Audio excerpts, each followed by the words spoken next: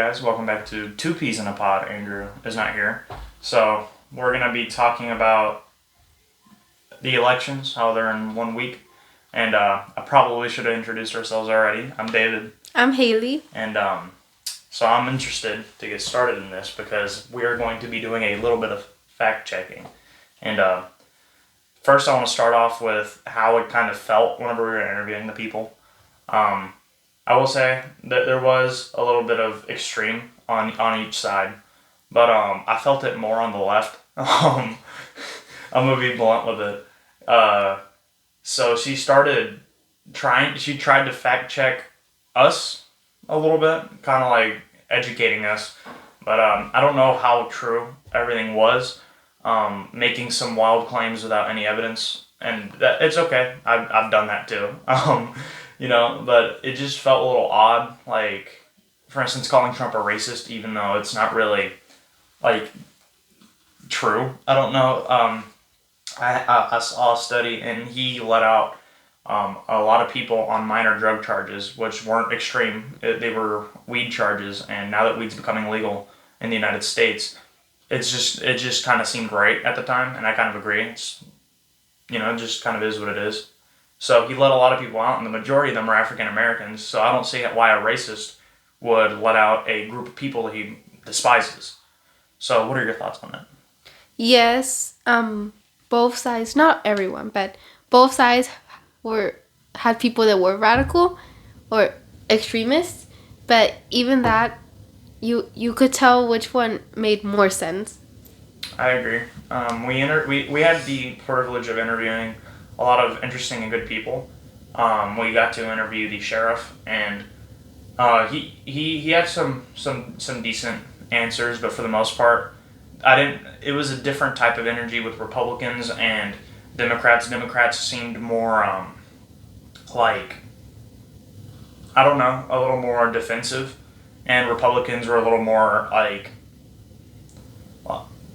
not desperate, but they really didn't want Kamala to win. And they were more so worried about the country, whenever the Democrats were more worried about the attitude and I don't know how to explain it. They just don't like Trump, and I don't think that's a good reason to not vote for a candidate just because you don't like them. I mean, Trump is mean. Well, I mean, that's not. Personally, if I were able to vote, I wouldn't vote based off of personality. I would vote based off of politics and policies. Just the general stuff. And we've already seen 4 years of Trump. We know that what he can do. There was no war with Trump, and with Biden, it's gotten pretty bad. There's 3 wars: Ukraine, Israel, and it's kind of stirring up with China a little bit and Taiwan. Yeah. So. And Afghanistan. Yeah. It's starting to heat up a little bit. But anyways, let's do some fact checking. So she said that the lady that we were talking to, she said that it wasn't true that that the government was 100% supporting transgender transitions, and so this is what I'm reading from CNN. Just so happens to be from CNN. Harris told ACLU in 2019 she supports cuts to ICE funding and providing gender transitioning surgery to immigrants. So, not only is she trying to defund the Border Patrol, basically, she also wants to let immigrants transition. And personally, I don't know how I feel about that. I'm not very on board with that. It's just a little. And she said that in 2019. So that was. Oh man, it's 2025 almost. I'm sorry, wait. I'm trying to get the timeline straight. So she said that during Trump's election. So people like to say that views change and stuff. I don't know how much I believe, because there's a study where it says your views, like what you believe, is determined by the age of 12. And she's kind of been saying the same thing, and recently she's been changing a lot of her opinions. But I don't think she's changed this one, and I think this is an agenda that shouldn't be pushed. I don't have a problem with the LGBTQ community, but I do have a problem whenever you decide to change a whole identity by doing an irreversible surgery on immigrants or children, and I think that's wrong. Um, I saw a clip from the Joe Rogan podcast, and I usually probably shouldn't bring it up, but I thought this was pretty funny. And if they believe they're a girl, then why should you make them more of a girl?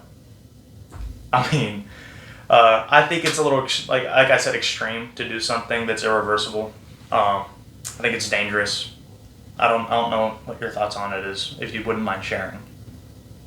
Yeah, I mean, pretty much like it's a life changing surgery. Why would you push it on little kids and migrants who that the brain doesn't fully develop until you're in your 20s? So why would you make a little kid choose that? And also, migrants, especially like if they came here illegally, they went to trauma. So like their brains like todo like confused and like no saben. And also, why would you give free medical access to something like that to migrants when there's U.S. citizens who they're in debt in the hundred thousands because of medical bills? Yeah, that's really good. Also something I want to touch on is defunding ICE. I don't. That's not so. ICE is, I believe, a part of a border agency. I'm not really caught up on what they do. I probably do know, not right now. Actually, I think it is Border Patrol. So she says that she wants to have a stricter border. That's one of her new ideas that she totally found out by herself. And she says she wants a more protected border, but then in 2019 she says she wants to defund ICE. Same thing with defunding the police. It's not going to get us anywhere. It's probably going to set us back. And, I think that's going to be a mistake. And especially if, like we said, giving illegals treatment whenever we have people in medical debt. Personally, I know a lot of people that were in medical debt and still are in medical debt. Right now, personally, from my experience, we have a rehabilitated felon that we're taking care of. He's no longer a bad dude. He's actually a really good, nice guy, but he needs a lot of medical help because in prison they didn't treat him well. And personally, he's turned his life around, and a lot of these illegals haven't. And I don't see why we should basically just hand them money to do something that they're probably going to regret later. I don't see it. I don't know. I just think it's kind of what's it called? Messed up, to say the least, because you actually have people that are struggling with like they're like just health in general, and instead you want to help out illegals do something that, like I said, they're probably going to regret. You want to read the next article? Vice President Harris, according to the Washington Examiner, I don't know if that's how you pronounce it, Kamala Harris expected to expand Biden's child gender transition agenda if elected. So, my view on this is if a child can't get a tattoo or drink alcohol, then why should they be able to change their gender? Obviously, I think that's a mistake. I think it's crazy big numbers. Like 90% of children that transitioned and grow up is like the suicide rate's like 90%, and they're not happy about it. And personally, I think that's terrible. I don't want anybody to die, even if I don't agree with their beliefs. I think it's terrible. And the fact that you want to make children who believe that they're cats and dogs whenever they're little and they're playing around, that they're a whole different gender, I think that's wrong and immoral. I don't know. It kind of frustrates me. What do you think? Like I said, if their brain doesn't even develop until 20, why make them do a major life-changing surgery? And like the lady that we interviewed, the Democratic lady, she said that the Vice President Harris doesn't support that, but according to many articles, it does not support that claim. So I just find it interesting how there was a lot of gotcha moments, and those gotcha moments were not backed up by any evidence. And I don't know. I feel like Democrats speak on what they want to believe, and Republicans speak on what they life experiences, and that's kind of what I found it as a general statement. Of course, there's always an exception to every rule, but Whenever we were speaking to the first lady we spoke to, the ex border patrol lady, she was only speaking on her life experiences. Same with the other lady that we spoke to, that was also a Republican. She spoke a lot of her life experience and a lot of her friends' experience. And whenever we spoke to the Democratic Party, it was either not wanting to answer because they are in a place of power that gets voted in, or they were speaking based off of emotion and how they feel, and they don't like Trump because he's a racist or a sexist or a homophobe. It's a lot more emotion without backing it up, and I think emotion is good. I think you should also have evidence and ways to support your claim, and I don't think that they had that. Okay, next topic is immigration and cartels.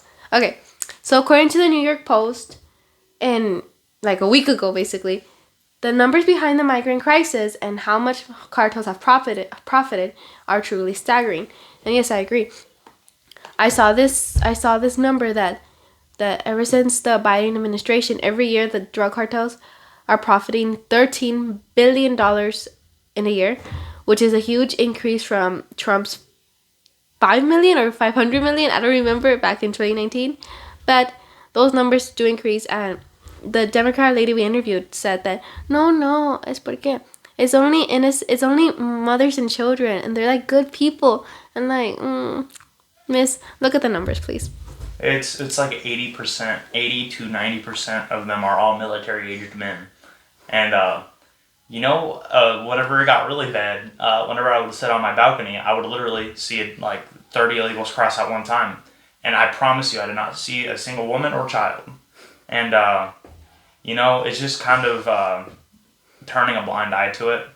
And it's not just drug cartels, it's also human trafficking is way up, because a lot of these people crossing aren't even Mexican anymore. They're from Haiti, they are from Peru, they are Venezuela is really big, Nicaragua is really big, and they're trafficking these people across a land, they're just going straight up, and a lot of these people, they're paying them a lot of money to get there, and then a lot of the time, if they can't keep up, then they get left somewhere else, and it's just, they don't even make it to their destination, but the cartel still profits off of it, and I think it's inhumane and wrong to just be like, hey, like, these people are running from something, when in reality, a lot of the people that are running from something aren't even here. And they're still stuck in a certain area because they were left behind. And a lot of people are coming from like Nigeria. I like watching the UFC. There's a guy that's a UFC fighter that I heard his story, and he tried to cross 7 times, and he got deported every time. Back to I don't remember where he was from, but he kept getting deported back. He tried to cross 7 times. He finally made it, but a lot of people don't get 7 times. A lot of people get that second time or the first time, and they sadly lose their lives. And obviously, that UFC fighter was very lucky because he got to try to go 7 times. And obviously, I wish the best for him because he finally got his American citizenship. But a lot of people don't do that. And I think it's either they don't make it or they do, and then they suffer more because of a government that wants to take advantage of them. And I think it's terrible because they're getting paid like cents to the dollar an hour. And, illegal immigration is terrible. And I think it's terrible for both sides. And even the few children that do come in both Mexico and the U.S., mostly Mexico though, the orphanage are like full of children. They brought them in nomás like to make it look like they have children, and then they drop them at the orphanage. So there was a 5-year-old like 3 weeks ago that was found by himself, like in the middle of nowhere. And he wasn't with a group of people. Like I said, they just kind of drop him off. And, it's just sad to see the children that are coming are being left alone. And a lot of the time we don't get to find them. He was one of few that actually get found. But, we stayed a lot on immigration. So let's move on to the dictator claims on Donald Trump. And so we weren't able to find the actual quote. And I think that's more so burying stuff, which isn't necessary. It's just like all around. It's not like the Democrats are just necessarily burying it, which maybe. But I wasn't able to find the exact quote, and I don't think it's fair to judge someone based off of what they said without knowing the full thing and just taking pieces or clips of something and kind of abusing it to your own will. And I think I view dictators based off of their beliefs and what they're gonna do. And funny enough, Kamala is showing me that she wants to be a dictator without telling us, and I don't think a dictator will tell you that they want to be a dictator. Um, Hitler didn't do it, and he went pretty far with his ideas. But Kamala wants to do crazy restrictions on gun control, to the point where the bad guys are going to be out armed to normal civilians, and then the whole reason why we have the right to bear arms is to fight against a tyrannical government. And to me, it sounds like you want to become a tyrannical government and not have any resistance. I just kind of think it's funny how we like to label someone based off of what they said without knowing the exact truth of what they said, and we completely turn a blind eye to someone who switches their ideas trying to get in office, and then will go back to the original ideas and basically become a mini dictator. And I don't know. I see a lot of hypocrisy here.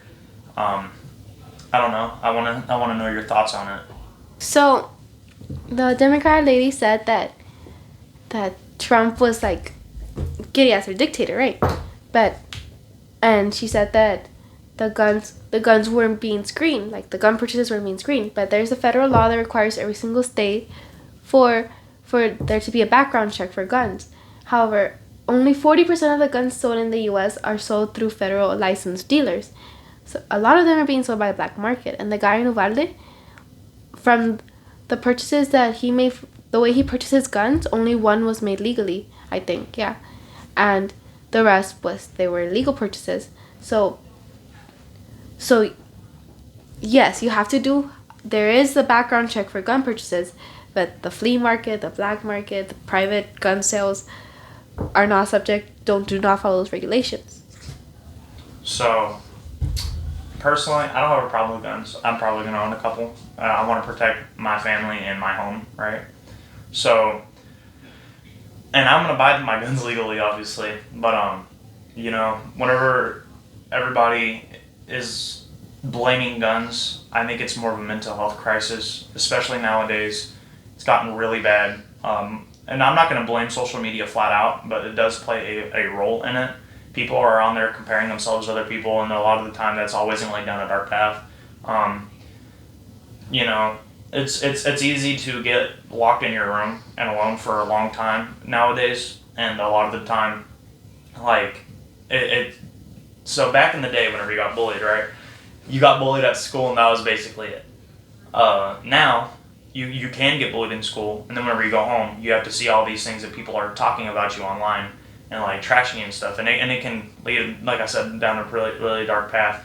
And obviously, it's not all social media. It's also the way that we've been, as a generation, been raised to be a little soft and basically react instead of forgiving. And I was raised to forgive, luckily. But I know a lot of friends of mine that instead of forgiving, they react, and a lot of the time that can end up in a school shooting, and I think it's terrible. But for instance, we live pretty close to Uvalde, and the shooting was terrible, and it wasn't necessarily obviously everybody likes to say that guns kill people, but it's actually people that kill people. They just use guns, and it just so happened that he obtained guns illegally, probably bought them off of a friend or a friend's dad or whatever. The kid, the more recent shooting was done by a kid that his dad got him the gun. And it's illegal for a kid to have a gun, but the dad gave him the gun. I don't think that's legal, and it wasn't legal. So a lot of the time, school shootings are done with guns that they shouldn't have had or got illegally. And to try to limit the guns sounds a little tyrannical to me and seems a little unfair to people that just want to protect their homes and their country. So I heard a statement that said police were outgunned, and I want to clear this up. How are we outgunning the police whenever we already have pretty strict restrictions and they don't? If that were true, then at this point, I genuinely believe that if we were outgunning the police and some extremists say that we're outgunning the military, which I think is absolutely absurd. Um, I don't think the country would be so together. And I know we're pretty divided right now, but if we were outgunning the government, we would be, I think, in a civil war. But we aren't outgunning the government. I think it's pretty obvious. But, I don't know. I just think there's some absurd claims. They want to paint this picture that guns are some sort of like curse, when we've already seen what's happened in other countries whenever they make guns illegal. I personally grew up in Mexico. I grew up in a cartel area whenever I was younger. My house was right next to a cartel property, and I wasn't allowed to go play outside because there was bad people. And, you know, guns are illegal in Mexico except for 22s, and they're extremely restricted, and it's like for hunting and stuff, or pest control. And it got so bad to the point where now the elections are completely rigged by a group of people. It's like, I think there's like 20 families, or a little more than that literally rule Mexico. And the way that they do that is with money, and the money gets them guns that aren't restricted, because who's going to stop somebody who is out arming the government in Mexico? So to say that we outrun, or that we outgun the police and the military and stuff, is absurd, because if we were, we would look a lot more like Mexico, and we don't. So I don't know. I think we should move on from the gun control area, and I want to talk more about voting based off of personality. What do you think? You shouldn't really. Yes, personality is a big factor in a person, but when it comes to a president, you're not going to talk to them. They're not going to be your friend. You got to vote based on policies, based on how they're going to improve the economy, how they're going to get better, how they're going to make your life better. Get it? So the way I see it is, it's like personality. So let's say you have two people in a room. All right. Let's say one committed a crime, one didn't, and you are interviewing them because you're a police officer. Okay. One person has a bad attitude, but there's no evidence to say that they committed the crime. But then there's another person that has a good attitude, but all the evidence says that they're the ones who committed the crime. Are you really going to throw somebody that has a bad attitude in prison just because they have a bad attitude, and you're just going to ignore the smiley person that likes to laugh a lot just because they're happy? Obviously, you have to make the right decision, and just because an attitude is bad doesn't mean they're a bad person. It just means that that's just how they are. And personality, in my opinion, I think it is important in a president, but it's just not the main priority, because as much as Kamala has a pretty good personality for the most part, I'm not going to say that I'm happy that our president is a good person, or has a good attitude whenever we are getting invaded. I don't care. I want somebody who's going to stop laughing and then go and deal with the problems, because that's their personality. And Trump is a go-getter, and he's going to go do it because that's what he wants to do and that's what he believes. And I don't want someone that just is a good person. That's not what I care about. I care about protection and just an overall better country, and I don't think Kamala offers that. Imagine World War III was to come, and just right now, imagine Joe Biden telling us World War III. I don't think the man's mind could even say that. But imagine if Kamala does get elected. She'll probably be, World War III, laughing about it. You need someone who's more serious, more strict about it. And yes, even though it could be mean sometimes, you can't have a good person. You can't have a good attitude about World War III. Like, you can't. You need someone who'll take it serious. So I think a good example would be George W. Bush during 9/11. He handled it really well, whether you like his politics or not. He handled it extremely well. He was reading books out of school, and they told him, and I appreciate the way he did it. He did it very calm. He did not alarm the whole school. He didn't freak out. They hit the towers. That he went, did his job, and he did it, I think, pretty well. We recovered well from a terrible attack, and he was serious. He wasn't panicking. He addressed the country very, very well, and I think Trump does just about the same thing. I think he will do the same thing, and I think actually I don't think it'll even get to that point because, believe it or not, people respect Trump and power. Obviously, normal people don't respect Trump, which I think is a shame. But well, uh, Well, that's it for today. Stay tuned for next week, though, as next week's election day, and we're going to go to the voting polls and interview some people there. Thank you for watching. bye.